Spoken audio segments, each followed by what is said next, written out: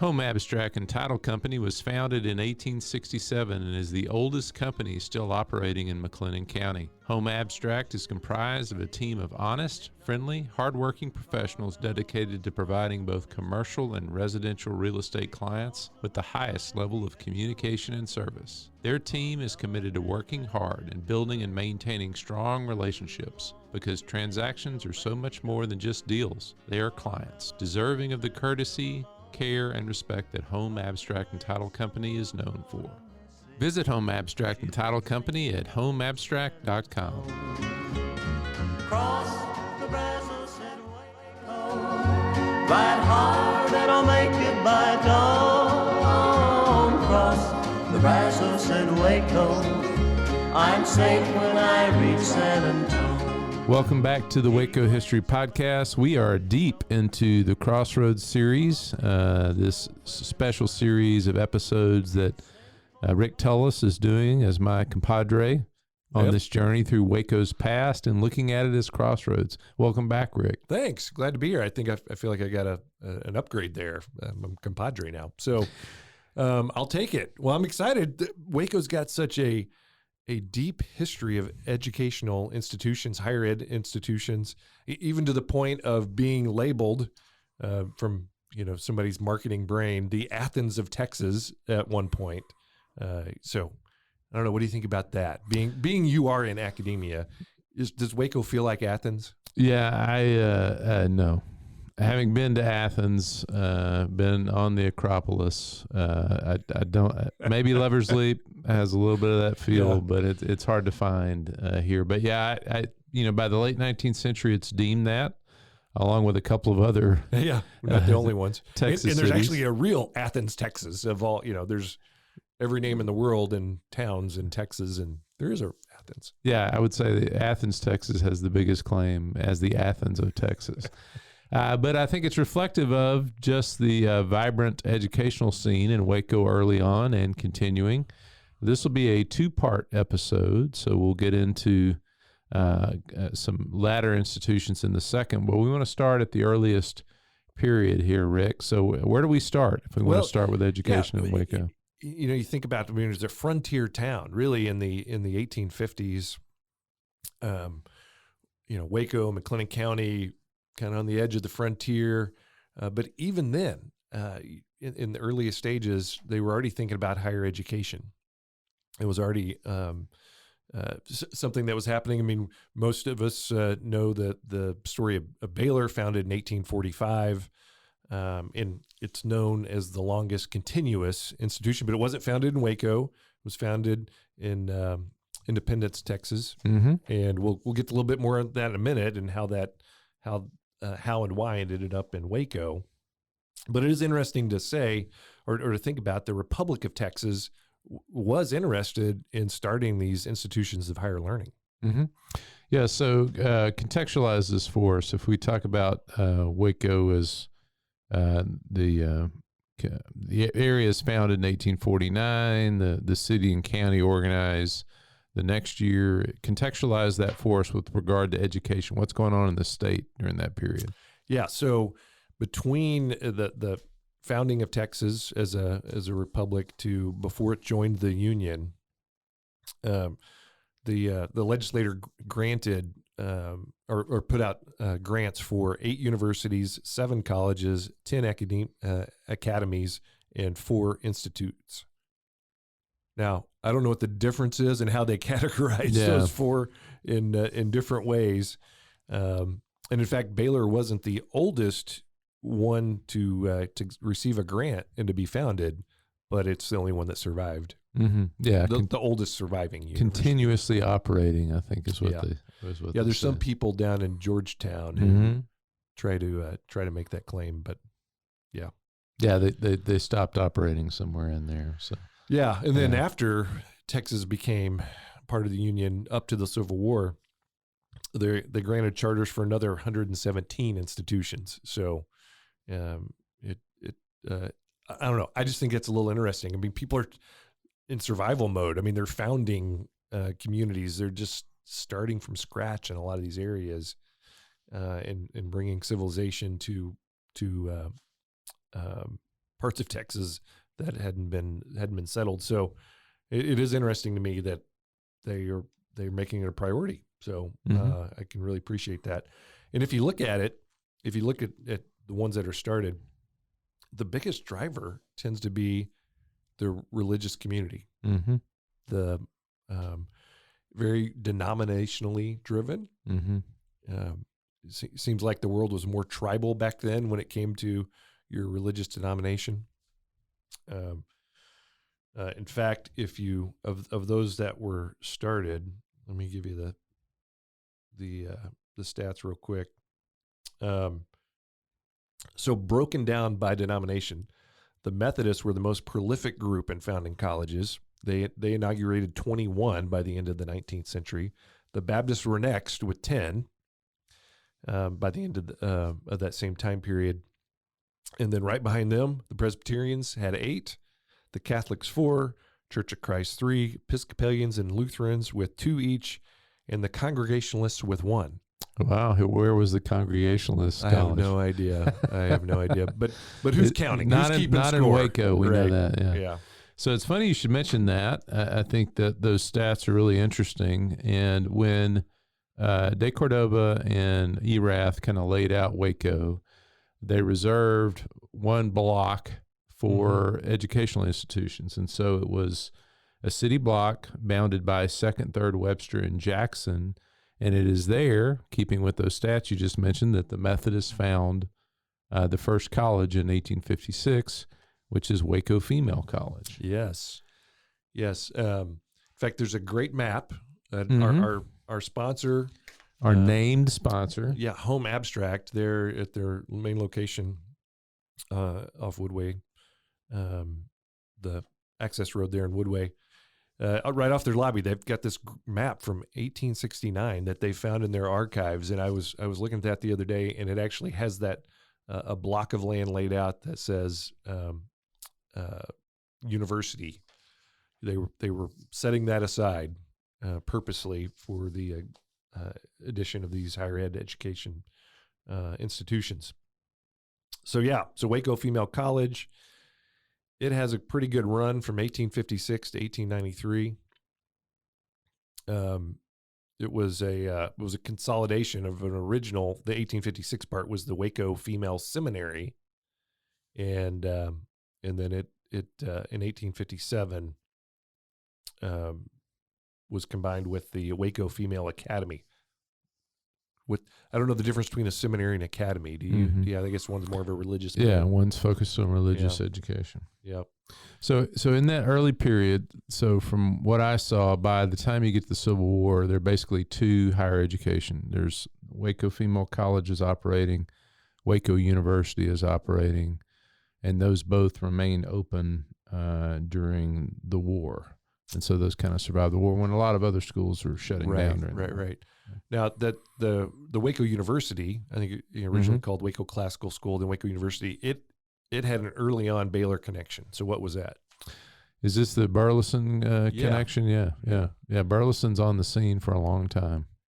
Yeah. He had a falling out of some sort in Independence, moved, him and his staff came up to Waco to run Waco University. I will say there's a little bit of a connection to one of my previous episodes I did on how Waco got cool. Yeah. Where we talk about. That's a great episode, by the way. Listener, if you have not heard that episode, drop this podcast and go back and listen to how Waco got cool. You can wait till after the podcast. You'll be all right. But in that, I talk about one of the driving reasons for creating air conditioning was trying to solve the problem of yellow fever and malaria that people were having. They didn't understand the true cause, but they just realized that if they could control their environment more or live far enough north away from the swampy lands, they didn't get those sicknesses. And I think that was one of the driving factors. Independence is down there in the swampy lands, and people tended to get sick. But they, in fact, in one of the handbooks, it specifically talked about they wanted to get out of the long moss and yellow fever region. Yeah. The Waco University, which, of course, later is going to merge into Baylor University when it comes from independence. was kind of a active school. Was a very active school. What are some stats on it? Yeah. So, well, one of the handbooks I read in by 1876, they were matriculating more students than any other institution west of the Mississippi, is their claim. So, who might That's quite a dispute that? claim, yeah. And it also claims in 1866 they became one of the first co-ed institutions in the South. And It does seem early. That does seem really early. 1881, control of Waco University is transferred to the Baptist General Association. So that's an interesting part. It actually wasn't started. What was the name of it? The Trinity Baptist Association. It was actually a organization a little further north of here that started the college in Waco. That's right, but it has a conversion at some point and becomes Baptist. Yeah, and then I think that's where the leaders of the Baptist Convention said, "Hey, we don't need two of these universities. Let's consolidate them." And I think at that point, Waco as a vibrant community, Crossroads town with a rail tap and a bridge and a much better transportation network, and not having the yellow fever part of it, probably drove a lot of that decision to consolidate into Waco. Mm-hmm. But they kept the Baylor name. So I found a list in 1878 in the Waco Examiner that talks about who's operating in town as far as schools go. And so there's Waco Female College operating, there's Waco University operating, and that's still kind of it as far as colleges go at that point in time.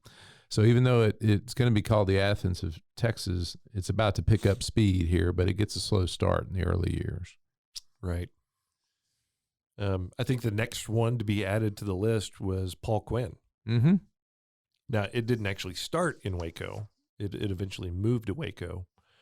But similar to what we said a minute ago, it was founded by a religious institution, the African Methodist Episcopal Church, and it was founded in Austin in 1872. I think in 81, is it late 70s? I think it's, I had 1881 is when it makes its move to Waco initially.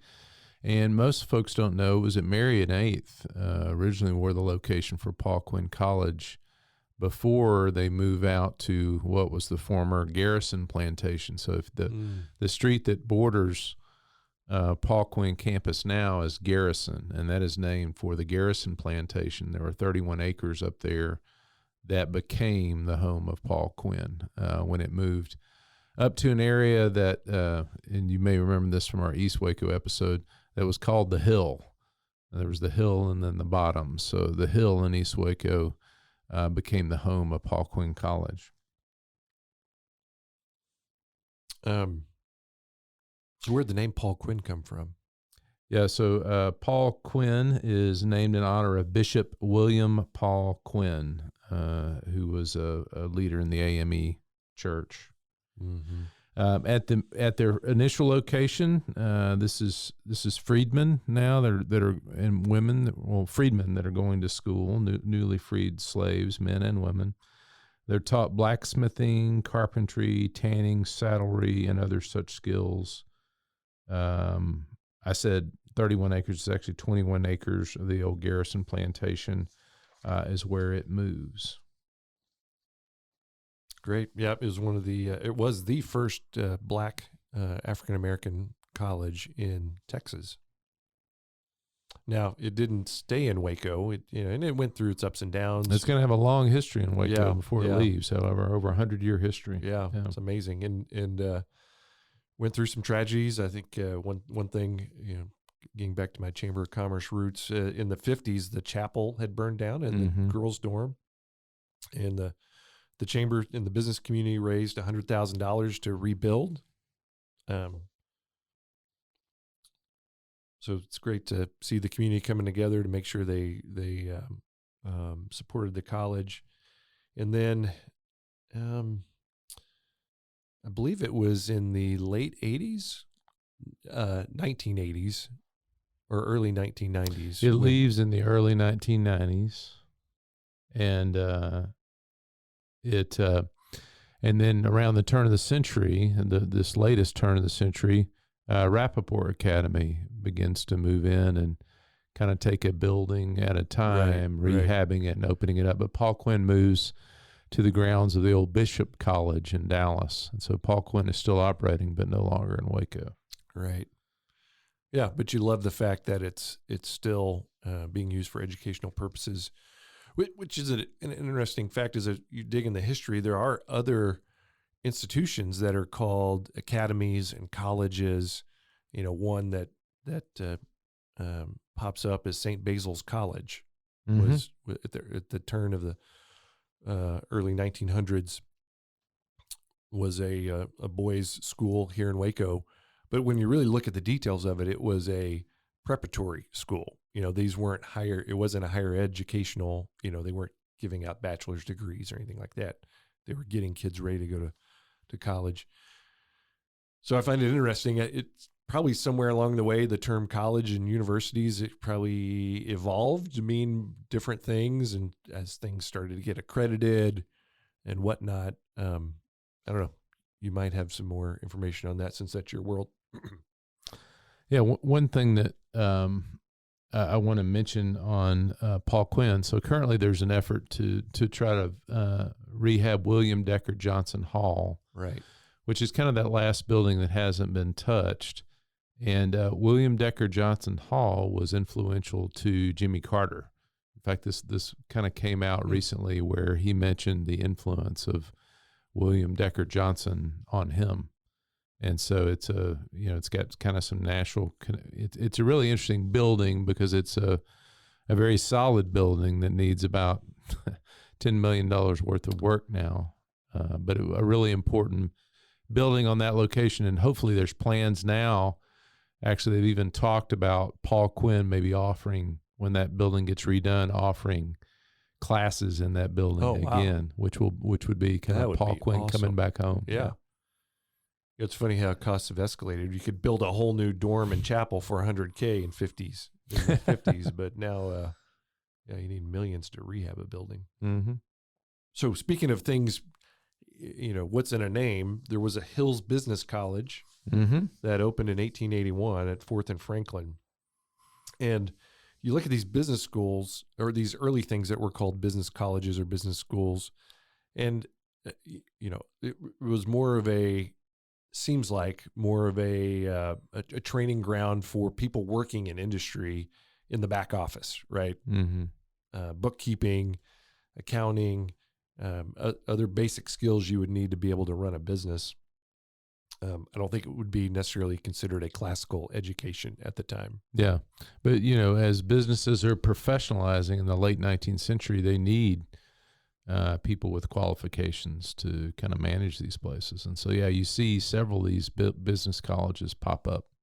Yeah. And a few in Waco. Yeah, quite a few actually. And so Hills Business College, by 1893, it had 430 students, which is pretty significant for the time. And it made it to 1900 before it closed.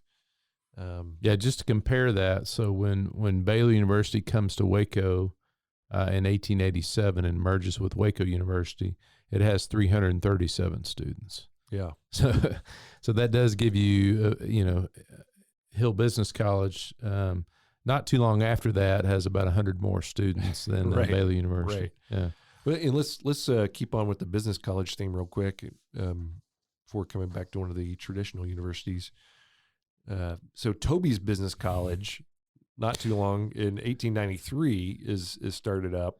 I think this came up in the Sports Crossroads episode. They had a sports team. Yeah, they had a football team. Yeah. Baylor's first football game, I think, was against Toby's Business College. You don't want to get taken down by Toby's Business College. That would not be good. That would keep you out of the tournament for sure. Yeah, it was started. So Toby is a guy, Edward Toby, began teaching at night in his home in 1890, and he resigned his bookkeeping position at Provident National Bank in 1893 to teach full-time during the day. And by 1899, he's chartered his own college. Yeah. Toby's Business College. Yep. and he just kind of started, kind of entrepreneurially. He was doing it out of his house and at night, and that eventually rolled into a full-time gig. Well, if you want to talk about rivals to Baylor during the 1890s, there's another one you got to bring up. But there's more and more business school I want to bring up. You want to go through all the business schools. Well, I mean, we're kind of on that roll. So Central City Commercial College, also known as 4C Business School. Uh-huh. It pops up in 1924, and one of its calling cards was, or they put it at a location at Washington and 8th Street, and apparently it was a successful location because every streetcar in the city passes within 1 block of its doors. So it was a breakaway from Toby's. Group. Yeah. Some folks that were employed at Toby's broke away and started their own thing. And 4C lasts a long time. 4C runs on up to the end of the century, I think, up to the end of the 20th century. Yeah. It changes hands a few times and closes in 1994. I will point out, just because it's the nature of this podcast, it was at a crossroads within the crossroads. I like that. Yeah. That's meta, very meta. Yeah. Okay, so now let's go to the... Yeah, tell me about this big rival that comes to town. This rivalry that gets started. Adran College.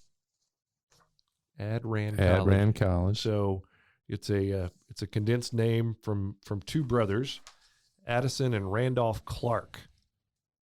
And they'd already been on, by the time they got to Waco, they'd already been on a journey to some degree, open up their college. They actually, the first evolution was down was up in Fort Worth. They started the Male and Female Seminary of Fort Worth. But location. When you think about real estate, apparently this great piece of land they had ended up being as Fort Worth, and this was in 1869. So Chisholm Trail gets going. All these cattle drivers are going through Fort Worth, and I think Fort Worth kind of goes through a period of debauchery, is what I read. Yeah. It's how it's described. Well, I feel like it's still in that era. Yeah. And so it's not great to have your male-female seminary right in the midst of the vice district of your city. So they swung. They're like, man, we got to get out of here. So they swung hard, and they actually took their college out to Thorpe Springs. Yeah, sounds like Gomorrah to me. In Hood County in 1873. So they went.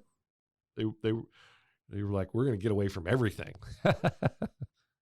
I think they realized that maybe they were a little too far out there, and as transportation networks started to develop, especially railroads, they were enticed to come to Waco, because Waco Female College, there was a period of depression, economic depression in there in the 1890s. Yeah, so 1893 to 95, there's a panic followed by an economic depression. Yeah. And apparently it took out the Waco Female College that we had discussed earlier.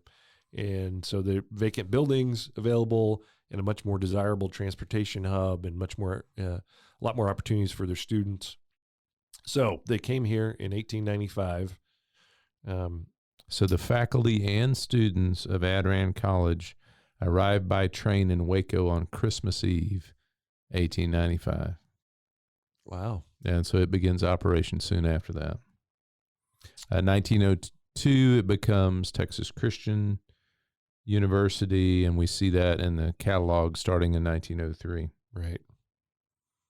And so they had a good 15-year run, and what brought about its exit, or the beginnings of the exit. And there's some old pictures out there of their buildings and their campus. They had a beautiful, main administration building. Well, it burns. It burns in 1910.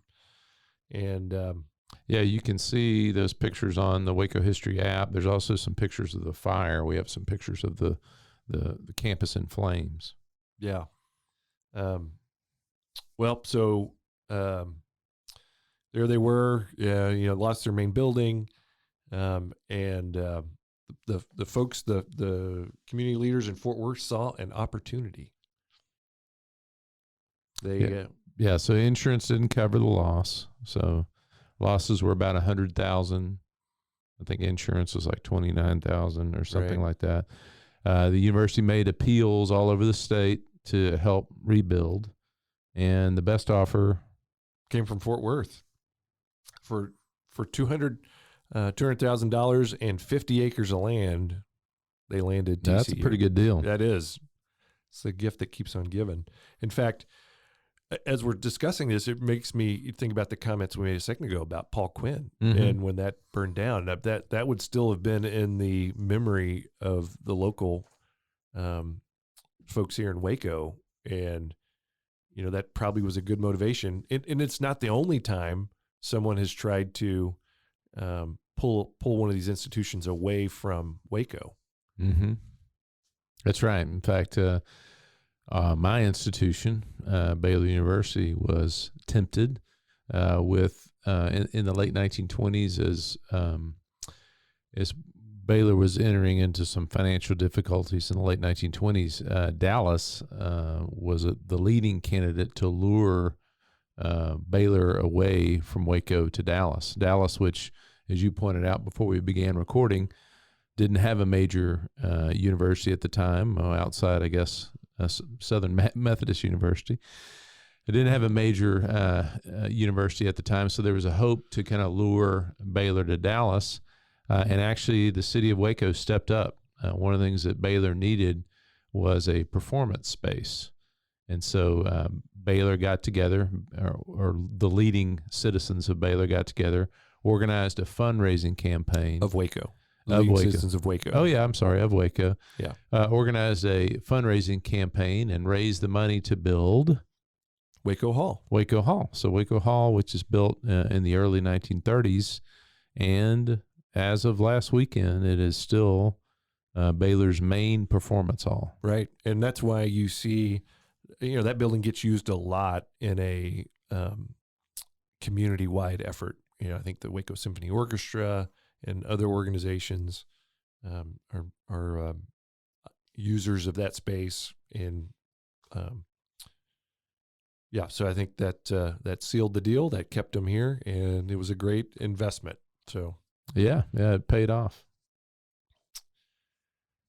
Yeah. Okay, so we haven't really said this, but kind of the post-World War II area, which we're getting close to as we've discussed some of these, that'll be covered in our Part 2 episode, where we'll talk about a couple of the institutions that are very prominent here in TSTC and MCC. But there are some tangents. There are some tangents here I think are worth mentioning. Some of the trivia of life. But what's one that bears mentioning? So Richard Koch, who we described in the Crossroads political podcast, that he was a governor of Texas from Waco early on in our statehood. And while he was in office, that's when both UT and Texas A&M were founded. Now, these are both known as land grant colleges, and I found it interesting. There was a federal, I think the Morrill Act that establishes the land grant colleges nationally to the states, and in Texas we don't have many federal lands. Right. I mean, that's how the federal government was providing the capital to start these colleges, was by dispersing some of their federal lands. So in lieu of that, they gave the state of Texas scrip, so to speak, in other federal lands out west. That then the state was able to sell that scrip to generate the money to found those colleges. And if I want to say, they sold those lands for like 8 cents an acre. Man, heck of a bargain.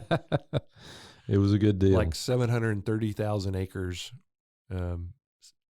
out west. So anyway, so Koch was part of doing that, and then another famous governor from Waco, Sol Ross, after his time. So by the time he was governor, things were a little shaky at Texas A&M. Some of us might say they're still a little shaky, but that might be my perspective.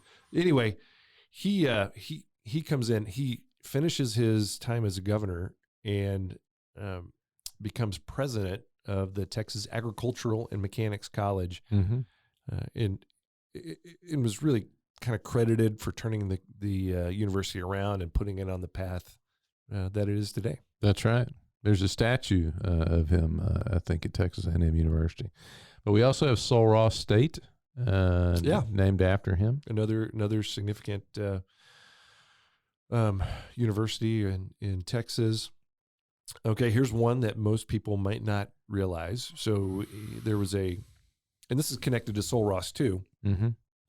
So William Prather, he was a local businessman, lawyer, actually. I think he'd served district attorney and some other roles in the community, but he gets appointed onto the board of UT by Sul Ross in 1887. By 1899, he was the chairman of the board, and then I don't know how this happens, but in a move, he becomes president of the university in 1900 and stays there until his death in 1905. So local Wacoan, that was the president of UT. He's credited with coining the term, "The eyes of Texas are upon you." Now, he didn't write the song. That was something the students did later on. But he was the creator of that saying. He coined the phrase. Yes. John Tarleton is really an interesting character, and actually we probably need to do an episode sometime on John Tarleton. But he's a big landowner in Texas. He's born around, we don't know, 1808, 1811. We have different dates for that, but he wanders kind of the West at a young age, and he's a store clerk in Tennessee, where he's in Knoxville, Tennessee. He's a school teacher for a while, gets a job being a store clerk, works about 40 years saving his money, and then he buys a large plot of land in Texas, out in Erath County in Texas. And then he comes to Texas to kind of see his land. He finds people living on his land.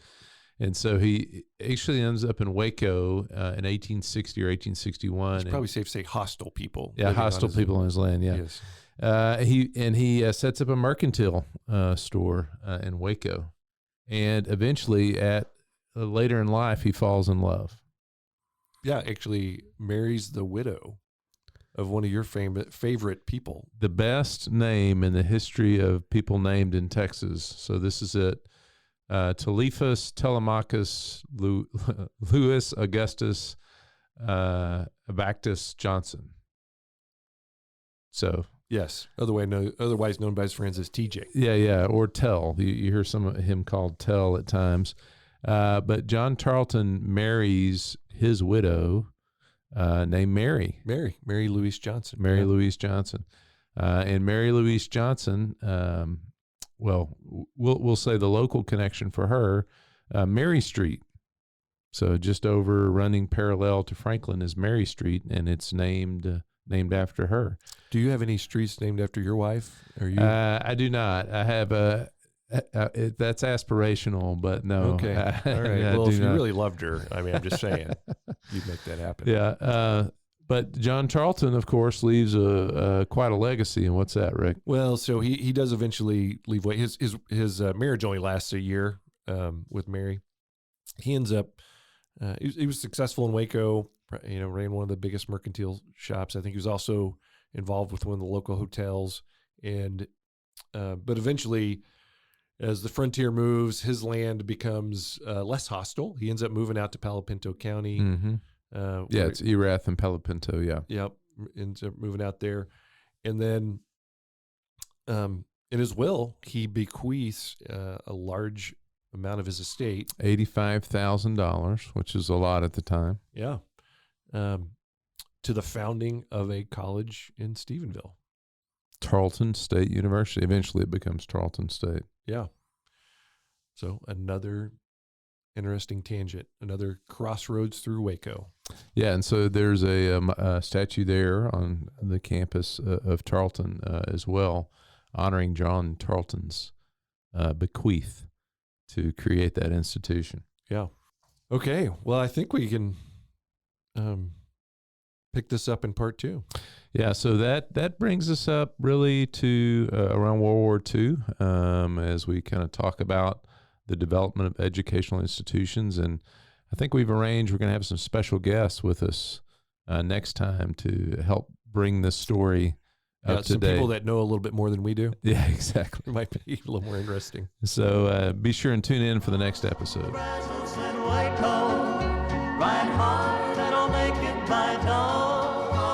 Thanks for listening to the Waco History Podcast. Like what you heard? Subscribe, rate, and review our show on iTunes so we can reach more listeners. You can find show notes and info on every episode at wacohistorypodcast.com and more info on Waco's past at wacohistory.org.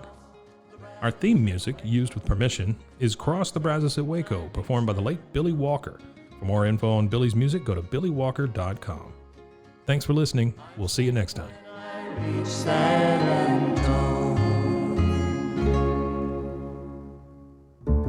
This has been a Rogue Media Network production.